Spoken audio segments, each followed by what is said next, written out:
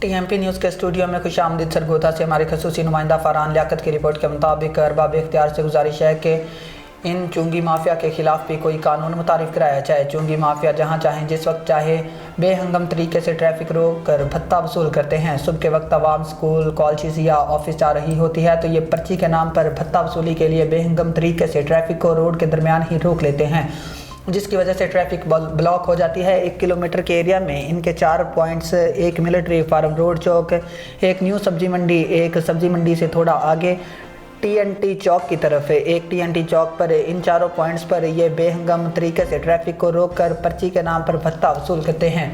इसी तरह जमजम चौक पर भी उन्होंने एक चेक पॉइंट कायम किया हुआ है, जहां चुंगी वालों की तरफ से खड़े अफराद शायद दर्जा अव्वल के मजिस्ट्रेट से भी ज़्यादा बाइख्तियार होते हैं, जो मौका पर ही पर्ची ना लेने वालों को जुर्माना, तशद्दुद या गालम गलोच की सज़ा दे रहे होते हैं।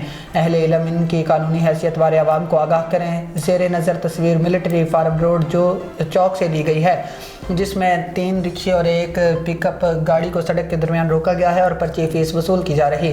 कमिश्नर सरगोधा डिवीजन हाफिज शौकत अली और डिप्टी कमिश्नर सरगोधा इस अहम मसला पर ज़रूर तवज्जो दें। सी टैग सिस्टम के तहत टैक्स वसूल किया जाए ताकि 2 नंबरी ख़त्म हो। फिलवक्त इतना ही। मज़ीद न्यूज़ के लिए देखते रहें टीएमपी न्यूज़। अल्लाह हाफिज़।